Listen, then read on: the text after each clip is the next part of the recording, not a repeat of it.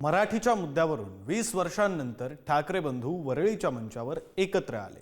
मेळाव्याला मोठी गर्दी झाली। दोन्ही बंधूंचं मिलन पाहून कार्यकर्त्यांचे डोळे पाणावले। मात्र मराठीसाठी एका मंचावर येणारे बंधू युतीच्या मंचावर मात्र अजूनही एकत्र दिसेनात आणि त्याची नेमकी कारणं काय याचा आढावा घेणारा हा रिपोर्ट। युती युती युती हे शब्द गेल्या काही दिवसांपासून महाराष्ट्राच्या रोज कानावर पडतायत। दोनही ठाकरे बंधूंच्या युतीची चर्चा अगदी दिल्लीपर्यंत पोहोचल्यात। पण गल्ली ते दिल्ली युतीचा बोभाटा असणाऱ्या या पॉलिटिकल ड्राम्यात मनसे मात्र सावध भूमिकेत आहे। उद्धव ठाकरे यांच्याकडून टाळीवर टाळी दिली जाते, मात्र मनसेची टाळी नेमकी कधी हा प्रश्न अजूनही अनुत्तरितच आहे। त्यामुळेच आज संजय राऊत यांनी पुन्हा सामनातून साथ घातली आहे। मराठीच्या प्रश्नावर दोन ठाकरे एकत्र आले ते राजकीय दृष्ट्याही यावेत हा मराठी माणसांचा रेटा अभूतपूर्व आहे। महाराष्ट्रात ज्या पद्धतीनं मराठी एकजुटीचं वादळ निर्माण झालं ते पाहून दिल्ली आणि महाराष्ट्राचे सध्याचे सत्ताधारी हादरल्यात। ठाकरेंच्या विजय मिळाव्यानंतर महाराष्ट्राच्या राजकारणाला विजेचे जोरदार धक्के बसलेत। त्याचं रूपांतर भूकंपाच्या जोरदार धक्क्यात होईल आणि आपल्या राज्यपत्त्यांच्या बंगल्याप्रमाणे कोसळून पडेल याची भीती एकनाथ शिंदे यांना वाटते। त्यामुळे एकनाथ शिंदे चिंताग्रस्त होऊन लगेच दिल्लीमध्ये गेलेत। अमित शहांना भेटले। महाराष्ट्रामध्ये सध्या जे घडतंय ते थांबवा। फडणवीस यांना हे वादळ रोखता येणार नाही। मी माझ्या लोकांसह भाजपमध्ये येतो, मला मुख्यमंत्री करा, हे सर्व रोखण्याची गॅरंटी देतो। शहा शिंदे यांच्यात ही चर्चा झाली आणि अशी चर्चा शिंदे गटात सुरू आहे। शहा आणि शिंदे मिळून मराठी माणसांची एकजूट फोडतील। राज आणि उद्धव यांना एकत्र येऊ देणार नाहीत अशी विधानं शिंदेचे मंत्री करतायत। मात्र कोणताही दबाव आता मराठी माणूस स्वीकारणार नाहीये। वरळीनंतर मीरा भाईंदरमध्ये मराठी एकजूट उसळली। मुस्लिम समाजाबद्दल एकेकाळी नव्हता त्यापेक्षा जास्त रोष मुंबई महाराष्ट्रात गुजराती जैन समाजाबद्दल उफाळून येतोय। तो अमित शहा यांच्या महाराष्ट्र द्वेष्टा राजकारणामुळे आणि संतापाचा लाव्हा आता महाराष्ट्राच्या प्रत्येक जिल्ह्यात शहरात बाहेर पडेल असंच चित्र आहे।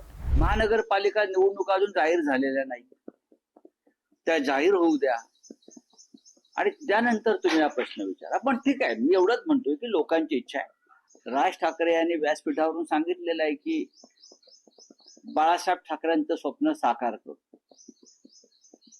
आणि माननीय उद्धव ठाकरे म्हणालेले आहेत लोकांच्या मनात जे आहे किंवा महाराष्ट्राच्या मनात जे आहे ते होईल आणि तुमच्या मनात जे आहे ते होईल। फार चर्चा न करता आपण त्या गोष्टीला वेळ द्यायला पाहिजे। योग्य वेळी योग्य निर्णय होत असतात। आता महापालिकेसाठी संजय राऊत यांच्याकडून जरी रोज युतीची साथ घातली जात असली तरी राज ठाकरे यांनी मात्र आपल्या नेत्यांना युतीवर भाष्य न करण्याची सक्त ताकीदच देऊन टाकली आहे। एक स्पष्ट आदेश, पक्षातील कोणीही वर्तमानपत्र, वृत्तवाहिन्या किंवा कोणत्याही डिजिटल माध्यमांशी संवाद साधायचा नाही। तसंच स्वतःच्या प्रतिक्रियांचे व्हिडिओज सोशल मीडियावर टाकायचे हे पण अजिबात करायचं नाही आणि माध्यमांशी संवाद साधण्याची अधिकृत जबाबदारी ज्या प्रवक्त्यांना दिली आहे त्यांनी देखील मला विचारल्याशिवाय, माझी परवानगी घेतल्याशिवाय कुठल्याही प्रकारच्या माध्यमांशी संवाद साधायचा नाही आणि सोशल मीडियावर व्यक्तही व्हायचं नाही। राज ठाकरे। युतीच्या चर्चा सुरू झाल्यानंतर राज ठाकरे आणि महायुतीच्या नेत्यांच्या होणाऱ्या भेटीगाठी आणि राज ठाकरेंचं असलेलं मौन यामुळे संभ्रम कायम आहे।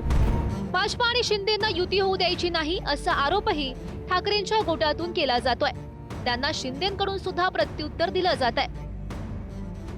आम्ही आमच्या घरामध्ये आमच्या न्याय हक्काची गोष्ट केली, बरं कोणाशी भांडतो आम्ही?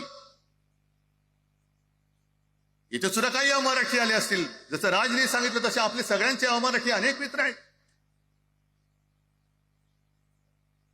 पण त्यांच्यामध्ये आम्ही गुण्या गोविंदाने नांदतोय। मग हे गुण्या गोविंदाने नांदले, एकत्र राहिले तर आपली पोळी कशी भाजली जाईल? म्हणून तुम्ही आमच्या एकजुटीमध्ये विषाचा खडा टाकतात। हे सगळे तुमचे डाव आता उघड झालेले। झेंडा नाही, अजेंडा नाही असं काही लोक म्हणत होते, पण एकाने मात्र एका वक्त्याने त्यातल्या ते पत्ते पाळलं, पण दुसऱ्याने स्वार्थाचा झेंडा आणि सत्तेचा अजेंडा रंगशारदाच्या भाषणात निवडणुकीच्या भाषणाप्रमाणे बोलून दाखवला। त्यामुळे हा फरक आहे। एकीकडे हे राजकीय वार पलटवार सुरू आहेत तर दुसरीकडे अनेकदा भूमिका बदलण्यासाठी ओळखल्या जाणाऱ्या राज ठाकरे यांचा सावध पवित्रा ठाकरेंच्या शिवसेनेची काळजी वाढवणार आहे। आता आगामी निवडणुकीच्या चाचपणीसाठी मनसेनं इगतपुरीमध्ये 3 दिवसांचं शिबिर बोलवलंय. या शिबिरात युतीचा निर्णय होणार की मराठीच्या मुद्द्यावरून झालेला भरतमिलाफ केवळ तेवढ्यापुरताच ठरणार हे येणाऱ्या काळात स्पष्ट होईल. ब्युरो रिपोर्ट, पुढारी न्यूज, मुंबई.